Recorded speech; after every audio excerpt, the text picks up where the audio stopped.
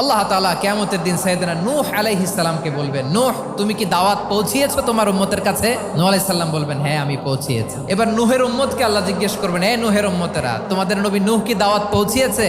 নূহের উম্মত বলবে, না আল্লাহ, কোনো দাওয়াতও আমরা পাই নাই, আপনারাও চিনি নাই, জান্নাতও চিনি নাই, জাহান্নামও চিনি নাই। নূহ আলাইহিস সালাম বিপদে পড়ে যাবেন। তখন আল্লাহ বলবেন, নূহ তোমার পক্ষে কোনো সাক্ষী আছে? নূহ আলাইহিস সালাম বলবেন, আছে। কে?